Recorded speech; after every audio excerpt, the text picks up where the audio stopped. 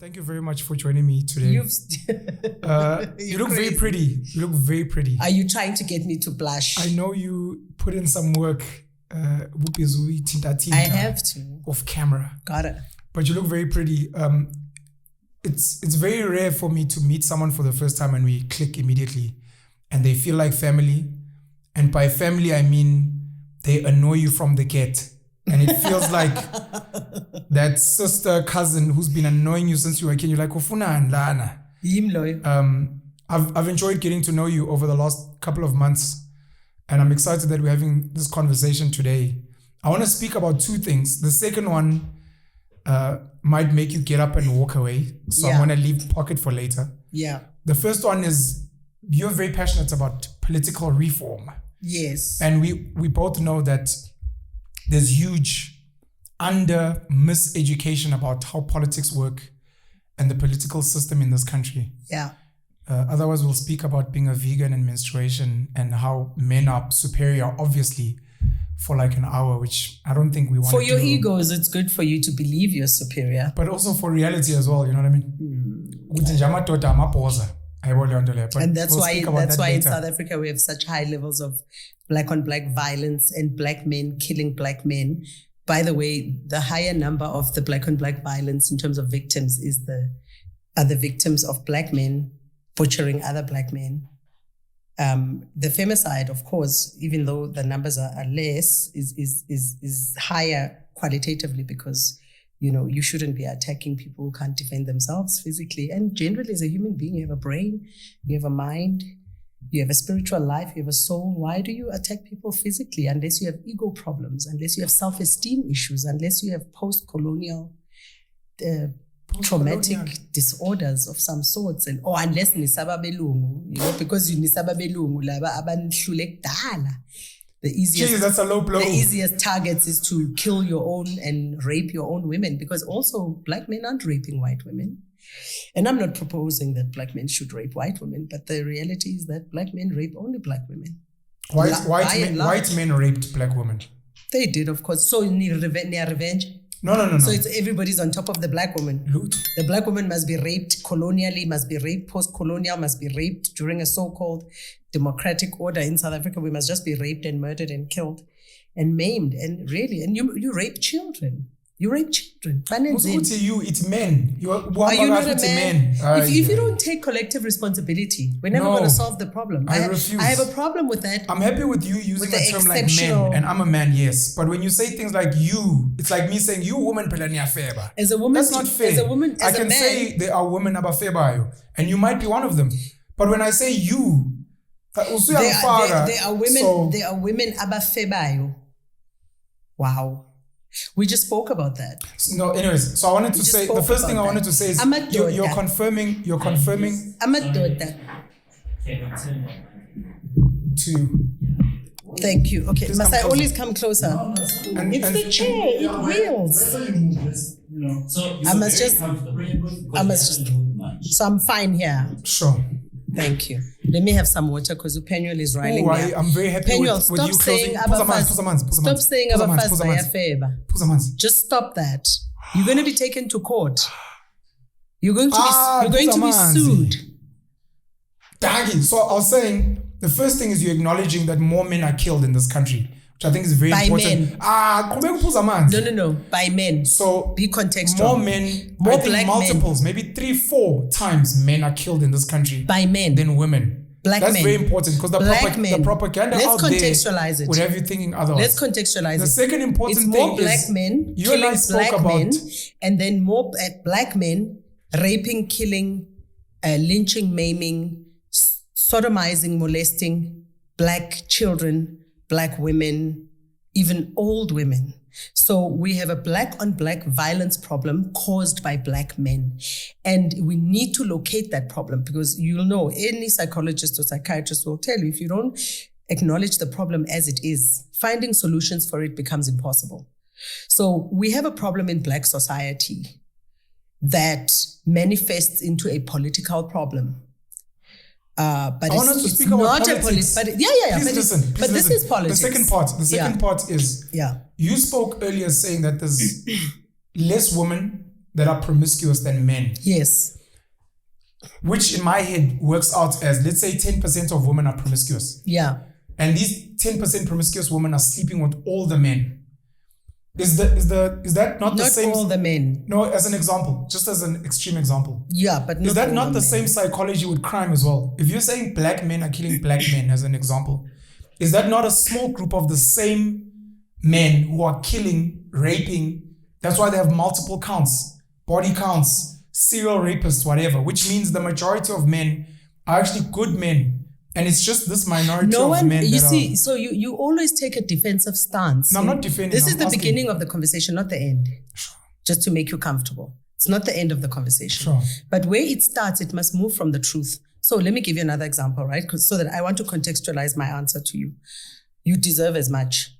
So the reported cases, for instance, of rape alone,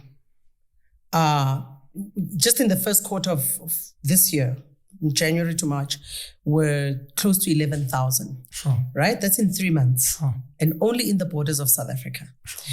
And those victims are the victims who reported the cases, yes. Right? Or in the case of minors who get molested and raped and killed. Okay, let's put the femicide and the gynicide aside. Let's put the murders aside. Just the rape, the sexual violence.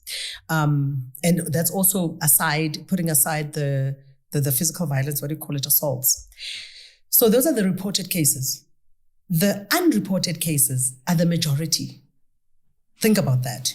So let's make sense. Let's put an estimate. Yeah, because if I get raped and I don't open a case. So but multiply it by 10. 11,000. I'm saying maybe there's 110,000 let's say 11,000 in raped. 3 months. Yeah, for argument's sake, let's be 110,000. wild. Let's say it's 100,000. 10 right? times in reality. Reported. That's rape alone. Sure. Excluding the murders, excluding the sexual harassment at sure. work, in different organized places, and excluding the assault. For me to answer you factually, I would have to know those facts. Like, for instance, let's take the reported cases. We would have to know whether the perpetrators that were reported were the same people and how many of them were the same perpetrator, sure. Right? But in general, we can assume that those are 11,000 different cases. Why would you do that? It's a safe assumption because why is it a safe assumption? Of course, it's a safe assumption because we don't have the stats from the SAPS. The SAPS are the only people who can logistically, yes, and realistically and factually confirm how many of these 11,000 victims were raped and molested by the same men. But why would you assume that all 11,000 are individual? It's not that one rapist has maybe raped 3, 4. I'm not assuming because that. Because it's unscientific. It's scientific to assume that they're all individual. Yes, it's more scientific to make that assumption. It's more, we know that they are serial. Okay, so there's this whole thing about being able to even rehabilitate a rapist is very problematic because let's continue with what I was using as an example, not an example, as a fact, that the 11,000 cases are the minority. The majority of the rapes are not reported. Sure. And research has proven that various organizations are let's say 110,000. They find that women, because of the insecurity in the state security system in South Africa, majority of women don't feel safe reporting cases. Yes. And it's a fact because majority of the women who are killed are actually killed by the perpetrators who violated them initially. What happens is you get raped, you open a case, the case gets bought, the docket gets sold and all of that back to the perpetrator. So I think there's a 2% conviction rate. So out of 100 reported cases, out of 1,000 reported, let's say 100, 2 of them might get arrested. So I understand why women don't have any faith in the system because proving rape is very difficult. Because we're in a patriarchal system. We're in a misogynistic system. No, but rape is very difficult to prove. We're in a misogynistic system. No, let's not talk about the proving. I've just told you. It's very upsetting when a sample of the population that represents the perpetrators becomes so defensive and protective over a reality. I'm not defending anything. You are defending it. No, I'm saying rape is difficult to prove. I'm saying to you, oh my goodness. There's no such a thing that rape is difficult to prove. Is it easy to prove? Of course, rape is easy to prove. If it was easy to prove, we'd have a higher conviction rate. But you're assuming that the rape cases that are opened get treated fairly in the police stations, in the court systems. I'm saying to you, the reason there are many, many reasons why women don't report the rapes. One, they get killed when they report. Sure. Because of the corruption and the incompetence and the sheer misogyny of South Africa's culture. And that culture, the microcosm of South Africa's misogyny, is resting in police stations. When a woman opens a rape case, the attitude that you've just displayed, which is very disgusting, by the way, and you should apologize for it. When a woman reports a case, the first instinct is to say she's lying. When it can be proven, there's a medical exam that can be done to prove that she's been raped. So it's worrying when a person who has opinion leadership status like yourself and is supposed to be a role model for other men can regurgitate that crap, because what it does, it empowers the perpetrators even more. They feel emboldened. Now, when the case is then sold, the docket is sold back to the perpetrator, whom you say his rape cannot be proven. I never said that. He goes back to the victim. I never said that. Now, majority of I just said rape is difficult to prove. That's fine. Continue defending rape. It's okay. I'm not it's defending going to be rape. very good for you. I'm not defending and rape. for the rapists and for South Africa's well-being. Mandisa, we're having a And for conversation. the future mothers of this country and the current We're having a mothers of this conversation. country. And the same women you expect to marry and have children with. It's very good. So No, you continue. can attack me, but just don't lie. I'm not attacking you. That's all. You Don't say I defended rape with Don't your do own that. mouth. Don't do that. Take it back. I didn't defend rape. Okay, allow me to finish what I'm saying. Sure. I'm saying to you, the violence is not just physical. It's psychological. It's economic mostly. Because majority of these victims are actually poor people. Poor Black women and poor Black children. Because they're more accessible, they live in squashed areas. Townships are basically concentration camps. I mean, every house is on top of another house. There's very little space, even for children to play. And so these victims can't get away from their perpetrators. So the docket disappears in the police station. You know what happens? The rapist comes back, is emboldened by the fact that he has power to make justice disappear, and comes back and says to the victim, that's how they get killed. That's how rape victims get killed. I wanted to have this conversation later because it is heated. I'm going to close it. I've got issues with collective responsibility, but I'll park it till later. Don't close it. So we're not going to speak about political reform. We can talk. We are going to discuss electoral reforms, but you must understand. Okay, we'll speak about political reform later. You must understand that I'm a woman. Sure. Okay, so let's keep it going. I was given birth to by a woman. A woman. Sure. So let's keep it going. And I'm an African woman. The things that are happening to us are very A child is 4 times more likely to be killed by a woman, statistically, according to the data. This is not highlighted for obvious reasons. When that happens, in the same way a lot of women kill their boyfriends, whether it's because he was beating her or whatever, we always focus on the perpetrator, that woman. We always focus on the primary school teacher who was beating up the kids. No one is going out into society saying, you women are killing our children. Take collective responsibility. We can't even leave our children around you because you're murdering them. Because we understand intelligently that the bulk of women are good people. So when we do that, we're almost... This is an anti-woman conversation. We're almost alienating this good is not people. A safe space. We're almost alienating good people from assisting. And my issue is, it's like good men are not allowed to speak up, because as soon as I say something like, but I didn't rape anyone, you're like, yeah, but your gender. Now that silences me, and you lose me. That's fine. And tomorrow when something happens, you know, Penuel, I'm less likely to want to help when I've done nothing. If men don't want to take collective responsibility for killing children, rape, women, and for violence, women must take collective responsibility for killing children. Where did you get those statistics? The data is available. The statistics. Why would we be having population explosion? You won't know them because they're never in the media. Why would the world have population explosion if women were killing children? The population's not exploding. Women are killing their children. There's actually a decline. Where? But that's not important. In the Scandinavian states, there's negative the birth important rate. thing for me, not in Africa. The important thing for me is out there somewhere, there are men raping women. How many women are killing their Out children? there.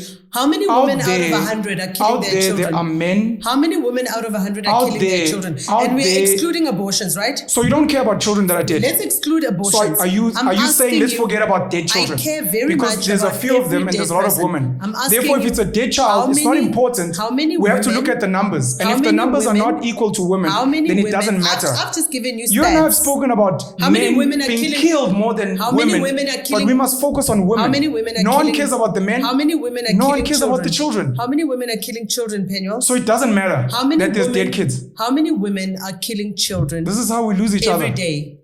There are bad men killing and raping women. How many women? And when good people are meant to come together and find solutions, we attack each other. You don't want to take responsibility. Purely because I have a penis. You don't want to take responsibility. responsibility. If I had a vagina and I was telling you, rape is difficult to prove, we'd have a completely different conversation. Do you know, purely because I have a vagina. Do you know that? That's a form of discrimination and it doesn't help anyone. The toxicity. And if we claim we want to help people, toxicity with which it's toxicity because I have a penis. Toxicity with which, if you're a woman barking at me, cutting me off mid-conversation because you have a vagina, you're a victim. Why don't you have this conversation? Mandisa, you're oppressive.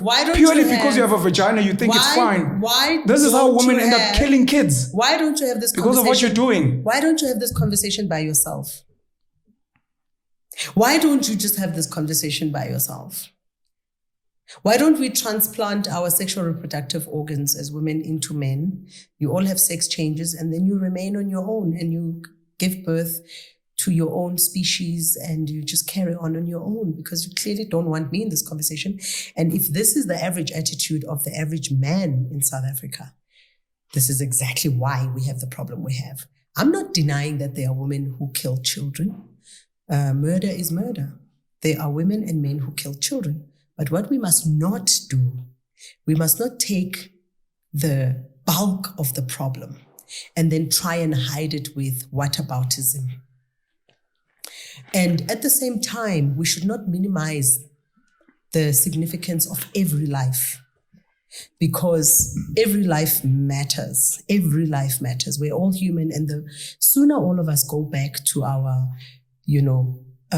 humanist or humanitarian character and ubuntu betu, that's when we'll start making progress. But right now we have a problem. The number of women that are being killed and raped and children that are molested by men in South Africa is worse than the same number of women who suffer the same scourge in a war zone. There's a war now in Russia and Ukraine, or rather in Ukraine and surrounding areas. And if you look, I don't have the statistics, but they're much, much lower. Like they're negligible.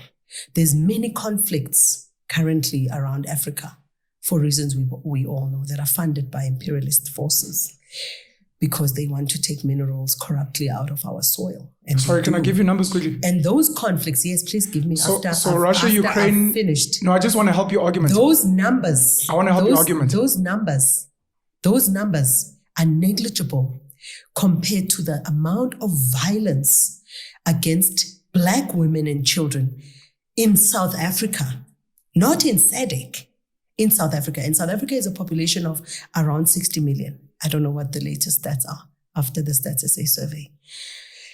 Not even 300 million as is the case in the US or similar population numbers in Nigeria, China, 1 billion, if not more, India, right? And the rate tells you that all of us as women, all of us, especially Black women, are under siege. Under siege. The only reason some of us are not getting raped is because we can afford to live in a security, a secure place that is guarded, that has cameras, that has physical security, an area where the police will respond because they understand that you know how to fight for your rights. Poor children, poor women don't have that security. They don't have it. In our areas, we're lucky we've got functional community policing forums or fora that can add to the lackluster, incompetent service of the SAPS. So I don't think we should minimize this conversation. Yes, we are looking for solutions. We must look for solutions. But the underlying problem is economic. And then from the economic problem then stems the social problem, which you cannot deny stems from, possibly the feelings of Black men feeling emasculated. And also there's the reality that in every society that is undergoing transformations, like in South Africa, when you have a deliberate attempt by society to empower women economically, in that population demographic or grouping where the empowerment, like for instance in the Black population in South Africa, where the empowerment programs are supposedly focused on, you start to see an increase in the rates of violence against women. Perhaps psychologists can help us understand why that is. Perhaps men are feeling like they left out, or through their own, low self-esteems and inferiority complex, they might be harboring unvented feelings of resentment. Because if you come from an era where women were subjugated to you, and they gave you the privilege of honoring you just because you have a penis, for no other reason, not because you add value, of course you're going to feel emasculated when society now says, look, we are equal human beings. We want equal respect. We want equal opportunity. And that's really probably where we should be starting in terms of looking for the solutions. But yeah, that's the situation as it is. So just some of the numbers. In South Africa, January to March, our murder rate was at 6,600. From February till end of June, February, March, April, May, June, 5 months, not even 3. The Russia-Ukraine war was at 4,000 deaths. So you're very right in the... And that's just murder. That's just murder. Yeah. So you're very right in saying that it seems like South Africa is a war zone. It's worse than a war zone based on the stats. So I worry because I watch on social media a lot of men and women debating. Yeah. Debating is not the right, arguing like we were doing earlier. Yeah. And it's almost like each side is defending the worst of their agenda. Yeah. Which breaks my heart, because that's where we really lose it.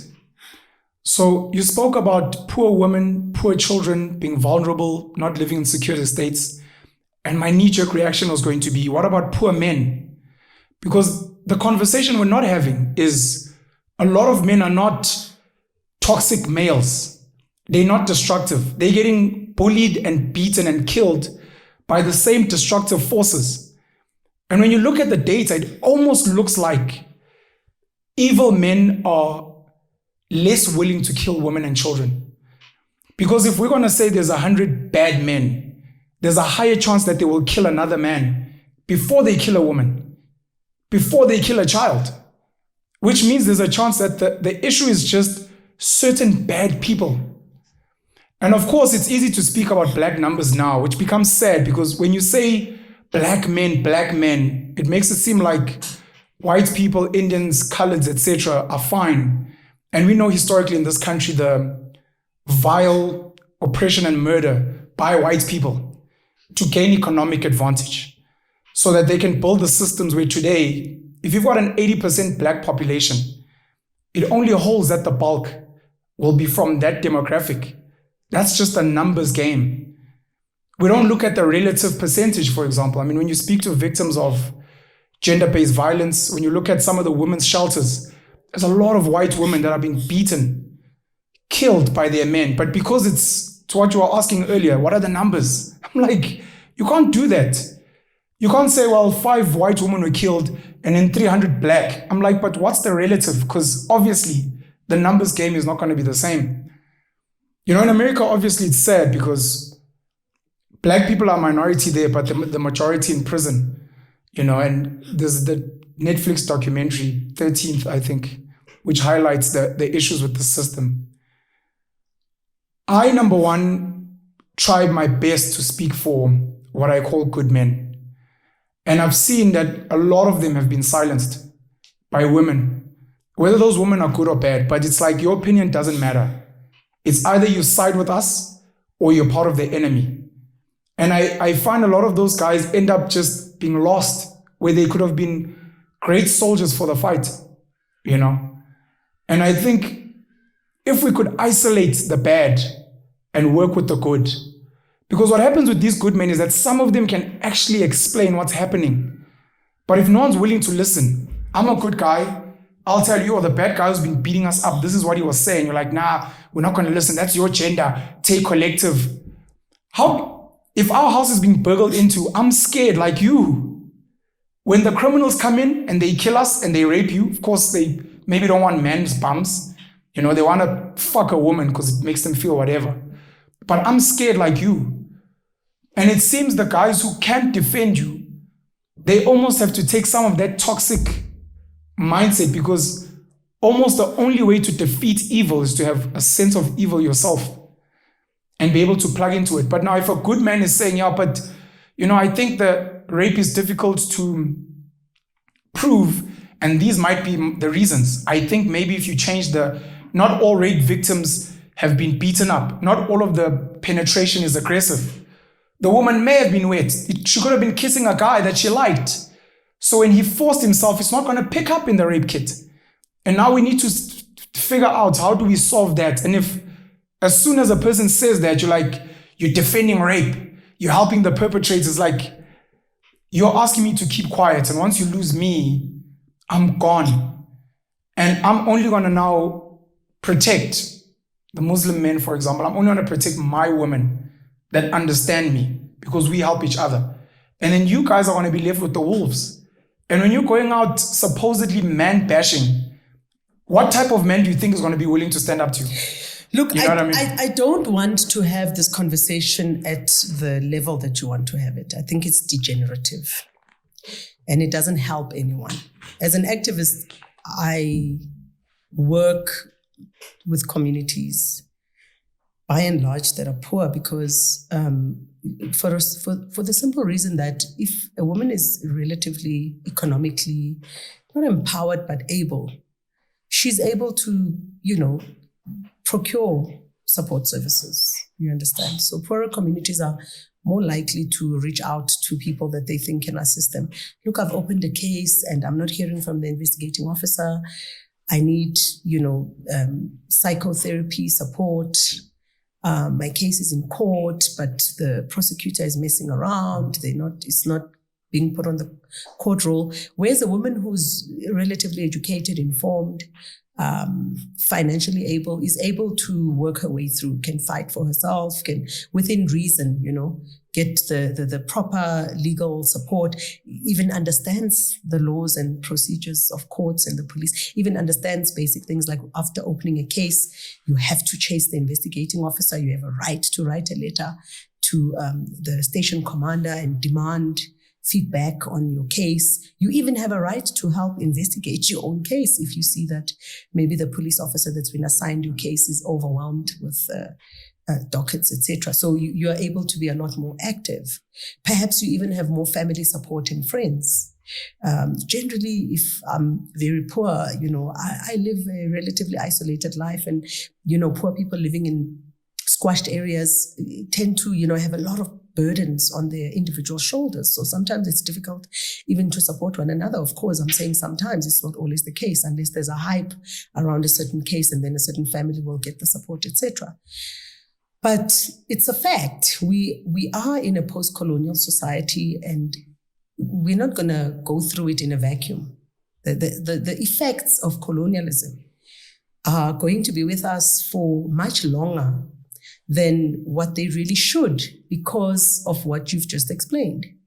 We are not taking enough collective responsibility, especially the people who are able to do so, who have access to the entire value chain of the criminal justice system, who have access to legal services, who have access to all sorts of psychosocial support systems, who just have access to more resources than those who don't, need and must take responsibility. So it's really a moot argument to say good men must not take responsibility for bad men. The reality is that. I never said that. The reality is that. You must quote me properly, Mandisa. The reality is that, and I've said it and I want to repeat it again, majority of the violence that is happening in South Africa is affecting Black men, right? It's statistically in terms of the actual numbers. So if you look at the murder numbers in South Africa, if you go and look at those stats that you were quoting to me, look at how many of those 7,000 people who were murdered in that 6-month or 4-month period were Black men. And go and look at the case docket or I can't remember what they call it when the police open a case on their own, upon discovering a murder. How many of those cases have the perpetrator or suspect indicated as a Black man? That's not to suggest that there's no interracial violence. There is. But as somebody who wants to build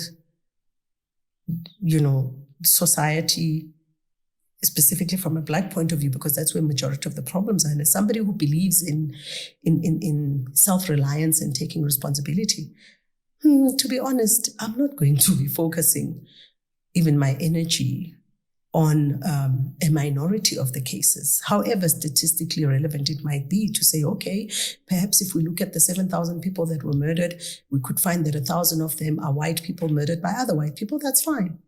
I'm more interested in those instances that affect me as a citizen of this country within the context of my population demographic. And what is my population demographic? I'm an African and I'm a woman. And being an African woman, looking at those statistics, it will and does bother me that I'm exposed to so much violence, not potentially, in reality. The fact that I am able to stay away from areas that might have higher prevalence of violence. For instance, the police do issue out stats about high rates of hijackings in certain areas. The highest, some of the crime stats will tell you where the highest murders took place, the highest number of rapes. And so if you are able to avoid those places, you have the privilege of avoiding them.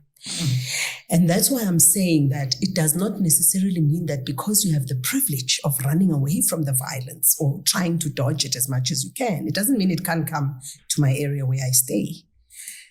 It just simply means that I have the ability to walk away from it. Poor people don't have that.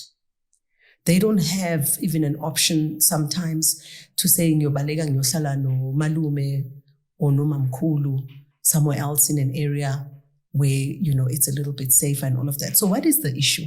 The issue is that we need to find solutions. So if there are problems that are being caused by women, Black women, and I'm not part of the demographic that is earmarked as the perpetrator demographic of that problem, I have to also take responsibility if that problem is becoming common and dominant. Why? Because it's only a matter of time before it affects me. And by the way, it's a misnomer and it's a lie to say that, there are so many good men. Because like I said to you in the beginning, only 11,000 rapes were reported in a 3-month period, right? In the earlier part of this year. The bulk of the rapes were not reported. And you know what statistics also say, research also tells you? That majority of the violence that women experience outside the domestic space, outside, let's say, the intimate space, in your home and your immediate neighborhood, those are the cases that are mostly reported. The cases, the rape incidents that happen, and the sexual harassment, obviously in the workplaces, that happen outside the intimate environment of where the woman lives, are actually not reported for reasons that I said. There could be many other reasons, because of the low conviction rate, because of the massive corruption that exists in police stations. And so we are going to continuously argue like this, senselessly, to no end really, except to score points and flex our muscles and beat our chests and entertain our egos, which we really should set aside. And I'm able to do that, and majority of women are able to do that. In fact, majority of women don't have an ego problem. We're able to confront our problems head on. We get left with children, we raise them. We get raped, we survive. And then we continue to empower ourselves beyond the rape because we have no choice. Our children get murdered, we have to survive under those conditions. As powerless as we are, economically and politically, right? And we have to make do with whatever little bit access to support that we have. And so it will really be my appeal to you personally, as somebody whom I consider to be an opinion maker and an opinion leader, especially for your generation, to start to think about the concept of taking collective responsibility. We know that you didn't rape anybody. Well, we don't know that for a fact, based on what I said. Men are sexually harassing women in the workplaces, and women don't report those. You know why? Often I have to tell women sexual harassment is a crime. It's not an uncomfortable interaction like, oh, you were nasty to me, azangu ngibulise. It's not that. It's not in the socially uncomfortable arena. It's a crime. It's sexually violent. It doesn't matter whether you did it without touching the woman, without pushing her, without shoving her. The fact that you are sexually harassing her in the workplace, and you probably are in a senior position compared to her, has got such deep effects on the victims. They start to develop a low self-esteem around the workplace. They start to become less productive. They may even just quit the job and go home without a job and render themselves economically vulnerable. They don't get equal access to career progression. It has many, many, many implications even on the psyche of women.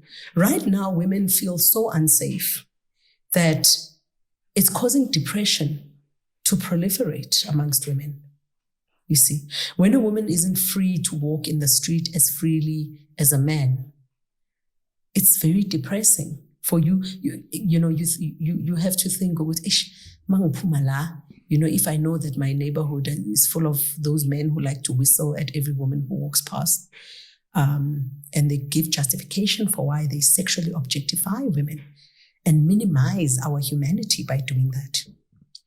It limits your freedom of movement. It has an impact far beyond that small action. And we need to disabuse ourselves as well of this narrative that abafazi can't differentiate, like your favorite man in politics once said. I'm not going to mention his name. I don't like to mention his name. Once said, abafazi, South Africa, have become so obsessed with reporting sexual violence that they can't differentiate between a compliment and harassment. The biggest insult ever. The biggest insult ever. Majority of us as heterosexual women, we obviously, if you're heterosexual, you are intimately attracted to the opposite sex. Why would you have a problem with a man whose advances you welcome to flirt with you? There's nothing wrong with flirting. What is wrong with flirting is when it's uninvited and particularly unwanted. If a woman says to you, please, I'm offended by that. Why do you want to debate it? Why do you want to debate it? What is there to debate? When women reverse that on men, abayithandi, they don't like it. Women don't like men. Men don't like women whistling at them, making sexual advances at them. In fact, when women do that to men, women get labeled ifebe, hoes. So you need to think very carefully before you respond emotionally to an already emotionally charged issue. At the root cause, at the base, at the most fundamental basis of this thing is the question of the economic inequalities. And that's what Black men and women, because we are the victims of the economic inequality, that's what we should spend more time doing. Because once we start resolving our own poverty issues, our own inequality issues, once we start looking at our country as ours, and therefore entertaining entitlement around its economic life, and identifying ways and strategies in which we can together work productively without suppressing each other through sexual violence and other forms of violence, we might start to find answers. And so, yes, I repeat, we must take collective responsibility for the problems that happen in our society and stop othering poor people and say they must solve their own problems. They can't. They don't have the resources. They need us. We need them. The joblessness in this country is exacerbating the violence, like I stated, in an environment where women are freshly empowered deliberately, either through laws, regulations, and policies. It's a trend. If you look at the European or Western, let me say Western, because European, American, where you have a dominant white population. If you look at the 50s, maybe from around the 1940s up to, say, the 70s, when the Caucasian, say, feminist movement in this current epoch really started becoming aggressive, you will notice that there were high rates of femicides in America, for instance, and Britain. Lots of serial killers who were just popping up everywhere, killing women. I'm just trying to shed some light on what I said earlier, to say there are many factors that contribute to this violence, but we shouldn't ever be defending it, not from a self-preservation point of view and not from an ego point of view. It's a very serious problem. It needs to go away. It's economically debilitating because investors, whether they are local investors or investors coming from outside the country, don't invest in an area that is prevalent in crime for obvious reasons, right? So we had the lootings last year that were plotted clearly and evidently by KZN people. And it filtered into Gauteng. And when you looked at all the areas in Gauteng that were looted, they were all next to hostels that are predominantly occupied by, people of Zulu descent from, obviously, KZN. And so we shouldn't run away from the fact that it originated from KZN. But the point I'm trying to make is that that looting has resulted in disinvestment in KZN. It has resulted in investment withdrawal from KZN. Many companies are withdrawing from KZN. Companies that wanted to expand their investments in KZN have either stalled or they have to be brought back to the negotiating table. But they want security. They want assurances to say our investment is not going to go down the drain. So collectively, it's to our benefit to take responsibility for the violence in our society, because sonke, we are losing out. It's not just the victims in the townships, in the squatter camps, in the peri-urban areas, in the rural areas of South Africa that are suffering, or in the CBDs of the debilitated towns and CBDs that have basically collapsed. It's not only those populations, it's all of us collectively. We can discuss electoral reform next time, and it will be I want to very discuss. pleasant. No, I want to discuss. Because this was heated. It's pleasant. It's not pleasant. This was heated. My emotions are not in You this. pressed my buttons. You need to take your emotions out of it. I have to give you props for pressing my buttons, because very few people can. It speaks to how much I value you and care for you, by the way. Wow, I'm so honored. So sarcasm. Some weird hoochie lady speaking like this. And sadly, you are so sexist. That's fine. That is so yeah, sexist. But hear me. And sadly, hoochie lady. No, please hear me. Sadly, this is actually part of the disrespect from men towards women. The fact that men don't engage women, for me, is generally twofold. It's either number one, because maybe they're scared or they don't care, or they're part of the problem. Or number two, the fact that they actually don't value you. They're actually how would I argue with a woman? They're narcissistic. And you're that's actually sad, and this has been one of my arguments with women. The fact that I'm engaging you should make you feel like I respect you enough to engage and argue with you. Fortunately, I don't care. No, I'm not speaking to you now. I'm speaking to you. I'm just saying, because I know personally that a big chunk of men don't take the time to engage and debate women Not because you're right. It's because they just like, what's the chick gonna tell me about? It's the misogynistic and undermining that kills the ability to actually solve some of the problems. Yeah, so I want to say this before we speak about political reform, which we shouldn't be. You spoke about 3 demographics. Yeah. You spoke a lot about the poor, congested areas, and you kept saying poor people, not the poor. What's the difference? Poor people. What's the difference? Please recognize people. I'm just asking, what's the difference? It's very raising to say the elite. Poor. The elite people. Yeah, the elite, you can do that because it's the elite. That's almost like a form of reverse discrimination. Like just because they're poor, we must overcompensate. Yes. Can they not just be the poor? Unfortunately, you have If it's the elite, it's just the elite. You have to overcompensate. That's a form of discrimination and looking down on them. The elite can go and make appointments. No, I'm talking about the poor. It's a form of looking down on them. The poor don't have much support, guys. Like, show some love. Shame, man. Show some compassion. That's a form of patronizing. Be empathetic. So you spoke about the poor and you said a big part of the problem is economic. Yeah. You spoke about men, which I think is actually the bulk of our fight and our disagreement. And then you spoke about black. And you chose to keep bunching black and men together. You know. First and foremost, just on the record, I'm never going to take responsibility for things I didn't do. I will never do that. And I realize it's probably part of the problem we have in the world.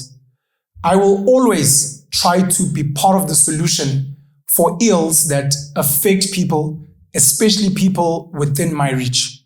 Whether I was involved, whether I was a perpetrator, whether I'm a beneficiary of whatever, a beneficiary of male privilege, or the fact that men beat women, it allows me to walk in the streets, I do see problems and I do try to engage because I understand the importance of trying to do the right thing because it has a ripple effect if you don't, and it will come back.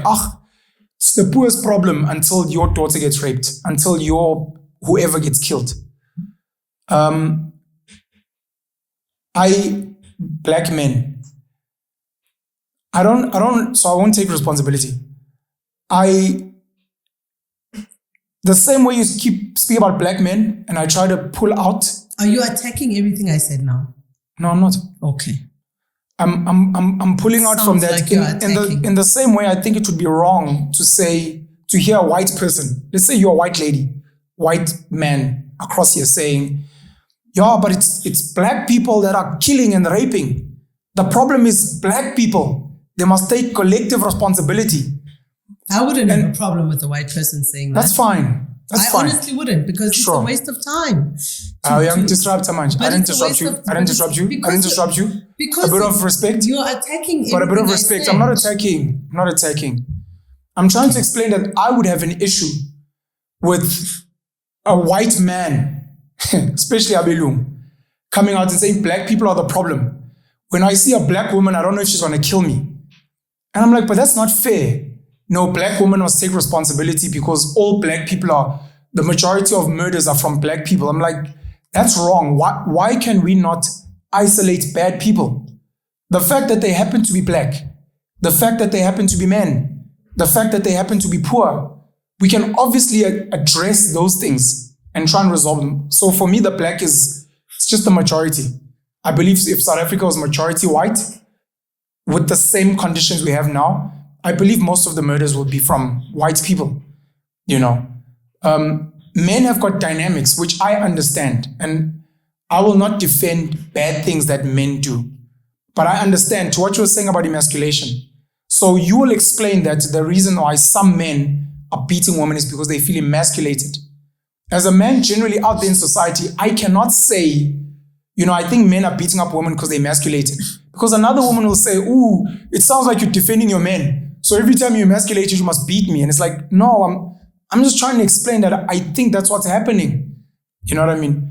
And obviously with the poor, something we need to resolve. So my whole thing and what I constantly keep trying to push, because I used to be like you, I want to focus on bad people and fixing that. And I want to focus on bad situations. The danger of saying blacks, men, the poor, I think is problematic, and I'll stop there because I don't want to debate. I'm happy with your points, and I think they came through across but I very strongly. I have a problem with your response. Political reform. I have a problem So you with have to pick a struggle. I don't want to have the last word. Penuel. No. Please pick a struggle. Penuel. No, Mandisa. Wait, I'm not stopping you. I'm not stopping you. I want to talk about electoral reform. No. Please hear me. No. I'll allow you. We either speak about political reform now in the next 20 minutes, which I know is short, or we comfortably finish this conversation because it's very, very important. And we leave another hour and a half specifically for political reform, and we're not rushed. So I'm asking you to please pick. We don't have to force it. We have time. We can finish this off. Are you going to bully me in this conversation, or am I going to actually speak freely? Because you've explained to me. No, I'm saying please pick one. I'm asking you to pick. I'm picking one, but you can't talk down on this issue. You can't make wild comments like I said. Rape. Okay, political reforms off the table. I didn't say we'll discuss it next time. Thank you. Please carry on. But I did not say all men rape. I did not say all men rape. You didn't. You insinuated that. No, I spoke about collective responsibility. Because you are obsessed. You are really obsessed with not wanting to allow discourse on this issue that's going to take responsibility for the problem in our communities. If you don't want to take responsibility as an individual man, that's your right. We're in a democratic country. But do not take away from how common this problem is, and do not reduce what I said the way you are reducing it. I'm saying to you, if you look at the profile of the victims and the perpetrators, they are Black. That's a fact. If it's because the population of South Africa is majority Black, so be it. But here is the issue. We need to solve the problem. We need to solve the problem, because if we keep on being defensive and protective about it, the stance that you are adopting so sadly, this problem will never ever be solved, because it is about this out of control ego. What else could be causing a man to molest a little child who has no way of defending herself, who doesn't even know what's happening to her? And this speak of constantly trying to defend a wrong thing. Hi, it's the minority, it's not the majority. It's not helpful. That's why this problem is worsening in South Africa. This problem is not actually decreasing, it's worsening. That's the tragedy of it all. It's worsening. So who must take responsibility for it? The perpetrators alone? No, it's a societal problem. It's related to economic disparities. It's related to poverty. It's related to Black women poverty, because that's the real poverty of this country. Black women are left in their houses with a lot of responsibility, taking care of children, taking care of their parents, taking care, and the funny thing is that when you look at, for instance, income stats in terms of salaries, even if you go and look at the Johannesburg Stock Exchange, even if you look at shareholding in companies that are successful, that have money, majority of the money is in male hands. White male. But even if you please do it, because you did it for the stats on the other side. The majority of the money is in white male hands. Thank you. But if you look at the Black population on its own merits, without considering any other race group, yes, there's a strata. I spoke about this with you the last time, and I even referred you to, there's an organization called Analytico. They do these income inequality studies all the time, and they give very qualitative results. Yes, it's the white man, then it's the white woman, then it's the Indian man, then it's the Indian woman, then it's the colored man, then it's the colored woman, literally in that order. No, actually colored women and African women are together. Then it's the Black man and then the Black woman. So we are all at the bottom, right? But amongst ourselves, as a population grouping, money circulates, the substantive amounts of money circulates in male hands. And that's the problem. And then you go further and you look at other studies, you consider the racial comparison of households. How many men are living with their families and their children and taking care of them? Physically present, because it's one thing to pay child support. It's another thing to be physically available for your children and your wife or spouse or partner. It's ridiculous.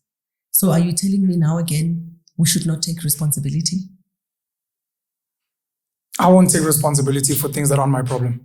That's fine. I'm willing to help. If that's your attitude, that's but it's not my responsibility. That's okay. But it's going to be your problem, whether you like it or not. I said I'm willing to help. You're living in this society. I'm saying, but being willing to help. I'm not going to take responsibility. But taking responsibility, Penuel, I think you're being childish a bit. Doesn't mean you're actually going to court and saying, I raped. No.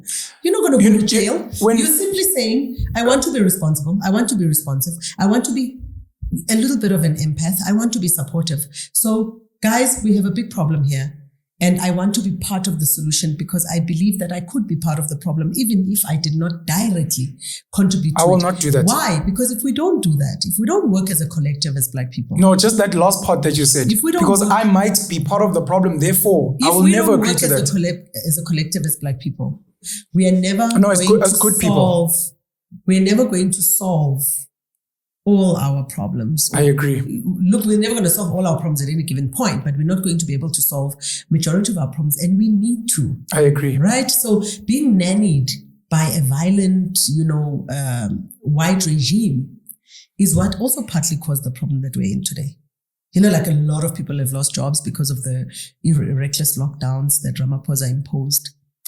And right now we can't employ ourselves. Like we can't, we don't have companies set up to employ the people who have now become unemployed.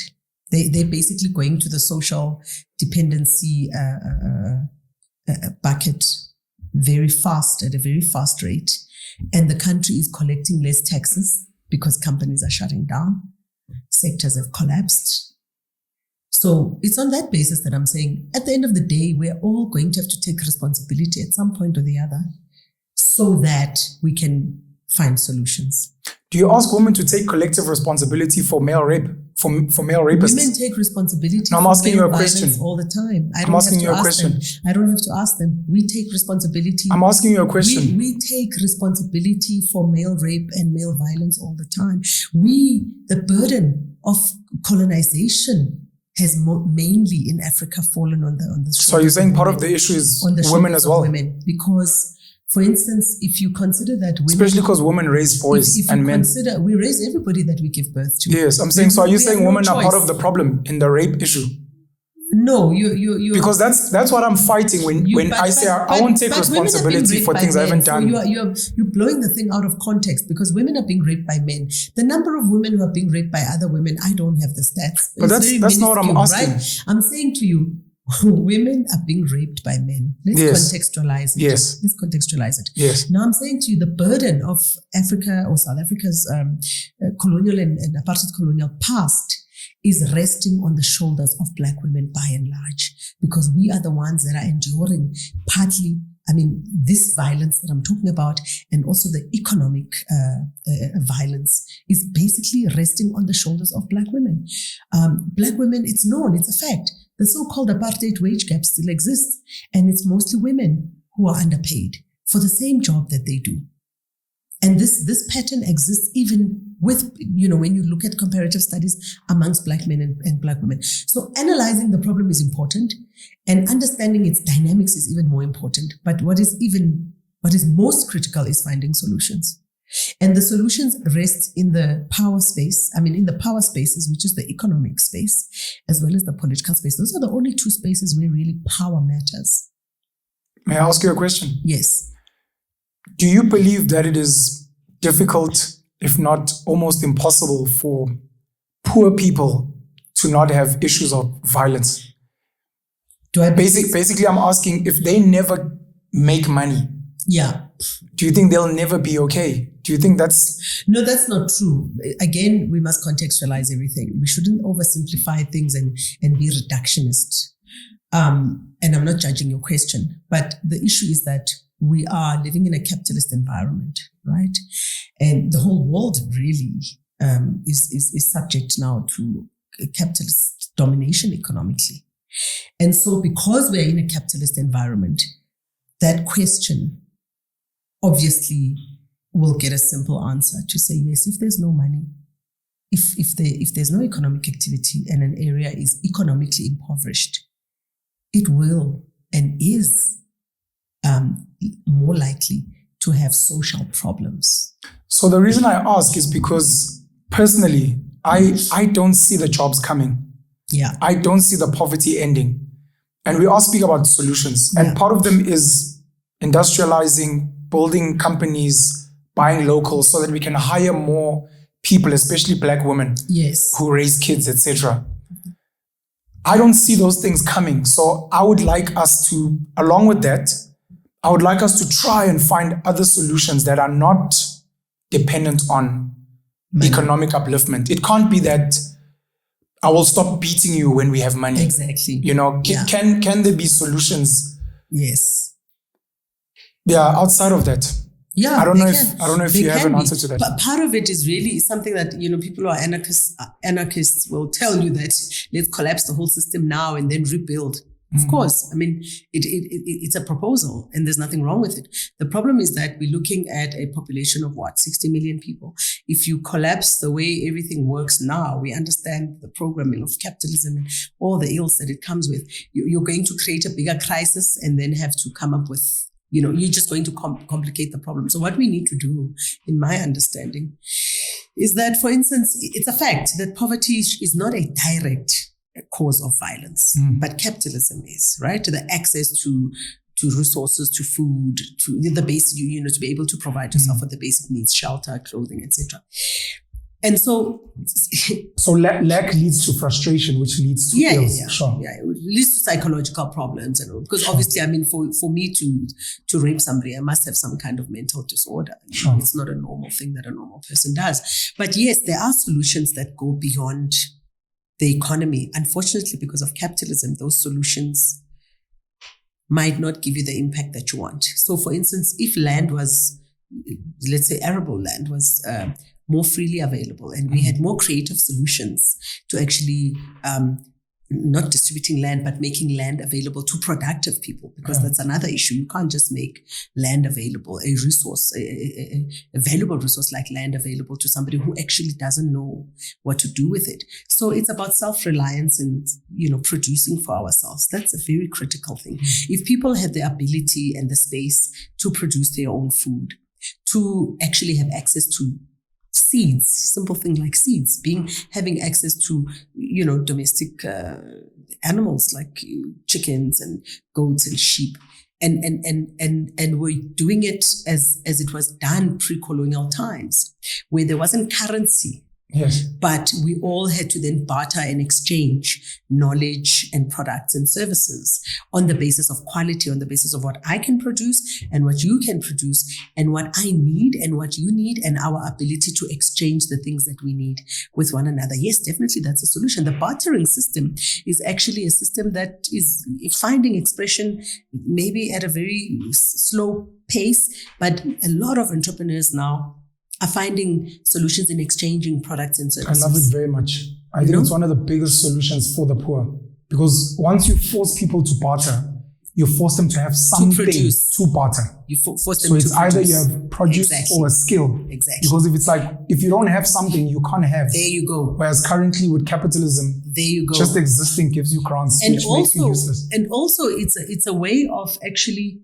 decommodifying certain things that really shouldn't be commodified, that really shouldn't be, subject to currencies and all of that. It should be subject to productivity, because we know, we were discussing the violence problem earlier. Part of the reason, and there's many, many reasons that feed into this violence, right? It's not just the economic question, it's the implications of the economic question. One of the things that are a huge driver is idleness.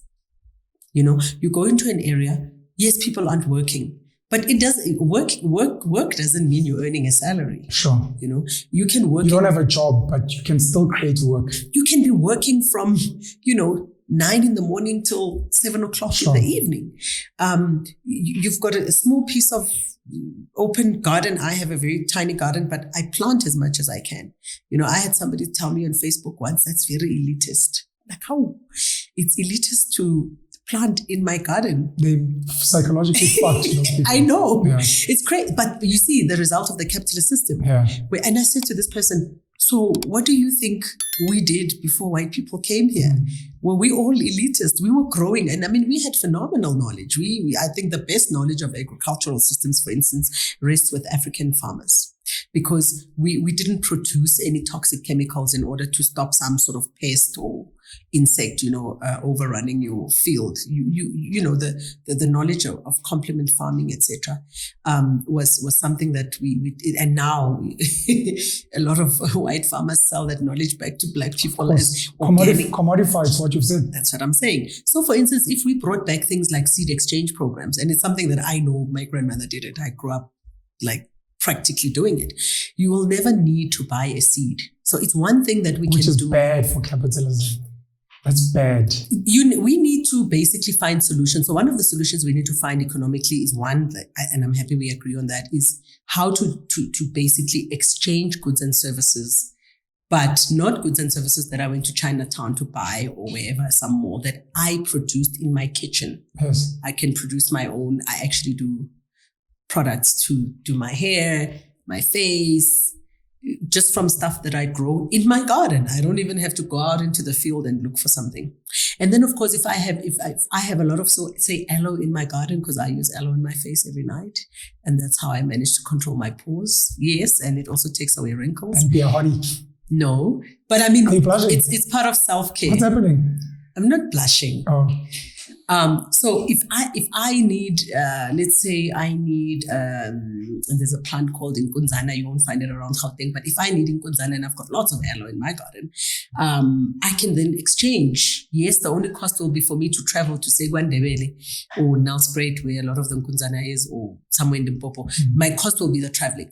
But me ngifika siyavumelana ukuthi ngizokunikeza aloe, unginikeze Inkunzana. And you can be the Inkunzana distributor around here, for example. And then I can further exchange. Sure. Now, that's where the collapse of the capitalist system comes. The value of bartering comes in that it's not about, so there's no pricing, right? So I can exchange a different product with different people. It doesn't mean that my aloe can only be exchanged in Nkunzana, for instance. The value of, so the scarcity of my product and the quality of my produce is what determines how much I can barter, the quantity of my product that I can barter. Now, if you've got some other plant in your garden, seeds, etc. Some plants grow more faster and they sort of are more common, and some are rare. And so if I know that my plant is rare, it only grows in certain places, I'm going to get more from that. Whereas in the capitalist system, there's a price tag and that's it. Of course. And so how do we roll out some of these solutions? So bartering is pretty awesome. For me, I think obviously the seed exchange. Jobs. I think the seed exchange is the. But I mean, how do we roll out the solutions? Like, is it making content online and hoping enough people are just inspired? Organizing events, using one another's facilities. Bartering markets. Exactly. So we organize events. Let's say, let's take the seed exchange program. There's a lot of women already that are doing it, right? Informally, but not at a larger scale. Sure. So we find venues that we don't have to pay for, right? I mean, people who might have properties who have an interest in the activity, or we go to parks. Parks are free. Parks are free. Parks are free. We go to open space. Sure. For Pete's sake, we can even do it in a parking area of a mall. True. You don't pay to get into, well, some of the shopping centers, most of the malls you do pay, yeah? But I'm saying there's a lot of... The solutions are there. They require innovativity, and they also require that we start to remove ourselves from thinking in a capitalistic way. Yes, there are many things that we'll have to trade. The currency will remain with us in whatever shape, size, or form for a while. In closing, sorry, how do we get men and women, people like me and you, to come closer and help each other and not bite each other's heads off, which will happen. And I think it's, so maybe, because, when people watch the media, they don't understand certain things. Like, people won't know how much I care about you and value you. Now you have they might see a clip and be like, "Oh, Mandisa Mashego," and they miss out that we're arm wrestling because you're my sister, you're my lover, you're my mom. We're wrestling because we're actually trying to find something, and the wrestling it's going to be heated, of course, but it has to get to a point where we're then building. We're not just saying fuck you, and then we're done. How do we get more men and women in particular, and you can then add black if you want, to come closer together, fight by all means. You men are fuck you, women are hoe, whatever, fight. but know that ultimately we will begin finding the solutions and moving forward. How do we get that right? So we've got professional experience, many of us in various fields. We can exchange those and find a value for that. You need this, I need that. Okay, if you give me access to this, or you help me with this service and I help you with that service, even if it's a product. We're actually already doing that in many spaces. And I think there are many people now with the economic collapse in South Africa of many sectors, we're actually doing that. For instance, the tourism and hospitality sector is opening up now again. Or obviously it will be slow because people don't have money to spend on holidays, etc. But we're already doing that in a consortium. I don't know if it's timely to talk about it, but we are embarking on, you and DJ Spoo were hosting Umkhulu Ntsingeza not so long ago. And out of that conversation sparked exactly what you're asking me about, an example of that, because I worked in the aviation and tourism sector for some years, in my younger years. And, it just came to me that, you know what, you guys are talking about this thing, you're actually conceptualizing it. My understanding of the hospitality and tourism and travel environment is that, it's just a question of putting packages together and we can bring it to life. And so we are already doing that. We've created a small little consortium of different people, who can do different things to create a product out of it. Yes, it's a heritage and it's a cultural product, right? And obviously it's about Black pride and African pride and all that, good stuff.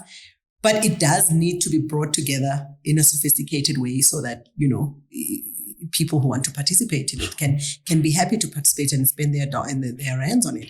And so we're already doing that. Nobody's paying anybody anything, but we're creating packages. And it's not necessarily about Black. I'm not obsessed with Black.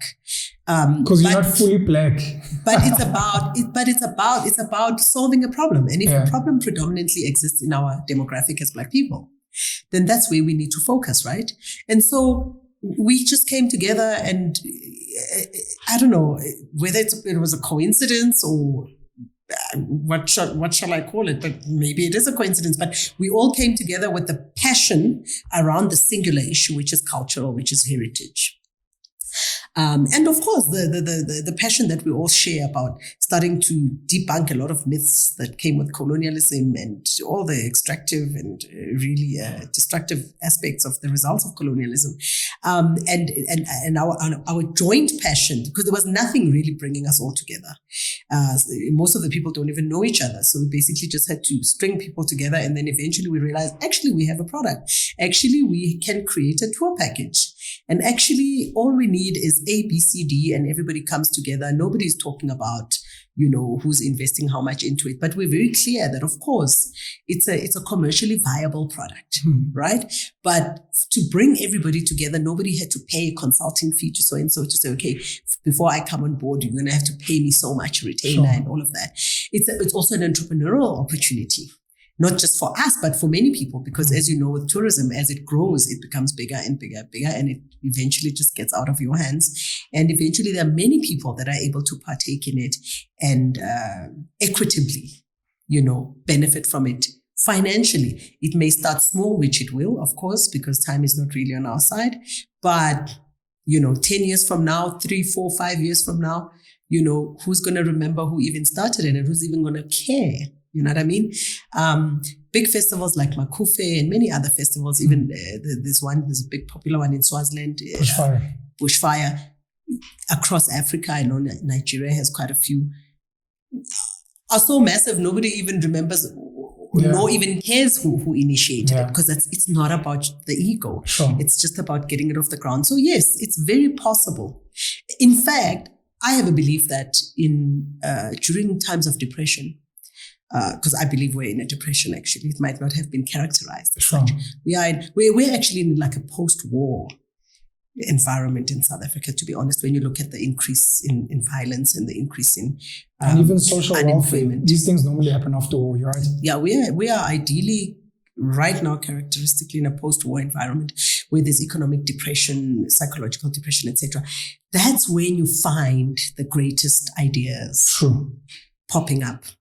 And they, at face value, seem wild, undoable, crazy. But the crazy ideas are actually the ones that spark a real change and that actually re-inspire everybody to rebuild. And I think it's actually a blessing in disguise, because as the Black population, we do need to find ourselves back on our bums and really with nowhere to go in order for us to understand that we need to reclaim our country economically. Black women have got so much to offer this country. We have so much to offer one another. Education has become so expensive. I've been invited by friends of mine who do homeschooling, but they've organized it in classes, and they said, listen, we want you to take a session. It's beautiful. And I'm glad to do it, because I can finally get an opportunity to teach people who are gullible all the stuff that I want to teach them. They're not going to challenge me because they're kids. I'm joking. But yeah, I love teaching. It's a deep passion of mine. I always wanted to be a teacher, and I was like, wow, okay, amazing. So I can actually teach. Yeah. I'm going to teach. I don't have to, I don't want to be paid. They can't even afford to pay. And I have so much knowledge in so many spaces. And I think that I can be of benefit to children. And so I'm saying it's not about me, just giving you practical examples. There's lots of other similar things I'm involved in. The seed exchange thing is something that I'm actually involved in, by the way. And that's why I can talk to it so comfortably. But I'm saying if all of us can identify those opportunities in our spaces, we'll find that we'll be able to rebuild our society ourselves. Yeah.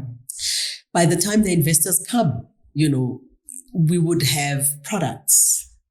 We would have packages.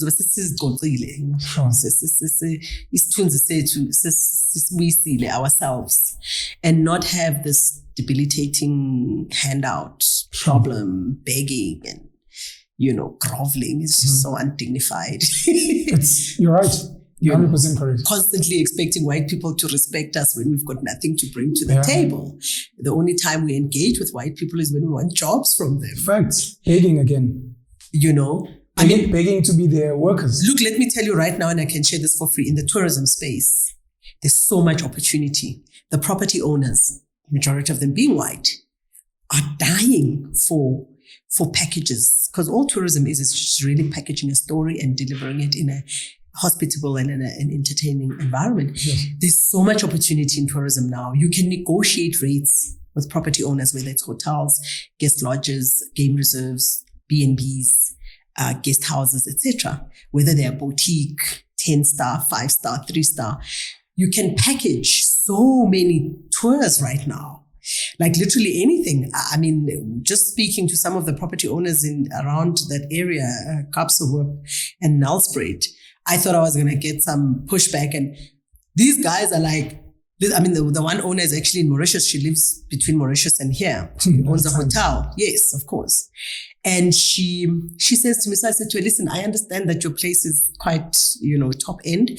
And I'm not bringing you hooligan crowds and all of that. So don't worry. But we do want to negotiate the package, because we're coming as a consortium of entrepreneurs. And we do want to be able to deliver a quality service and also, where possible, make some additional revenue for ourselves.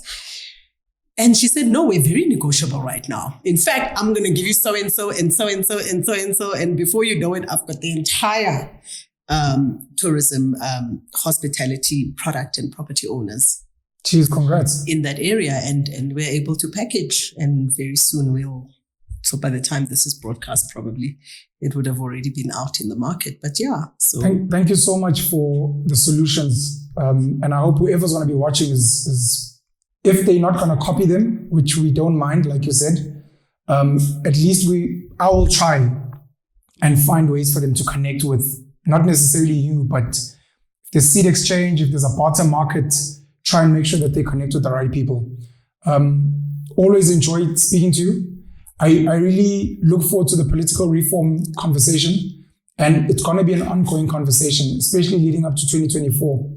Everyone is obsessed with 2024. I think we need to be obsessed with the now, but it's fine, because if that's the buzz, let's politically educate people about that.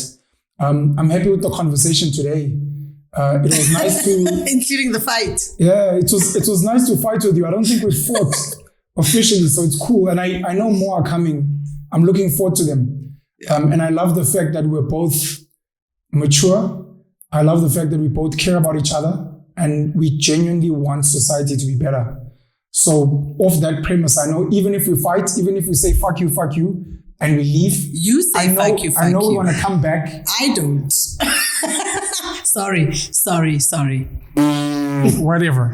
I know we want to come back and we want to do something magical. Ngiyabonga Mandisa, and I look forward to engaging again. Thank you so much, and thanks for the platform, and thanks for I call it passion. It's not fighting. Thank you, Penuel. Passionate fighting. Thank you very much. Thank you. Thank you.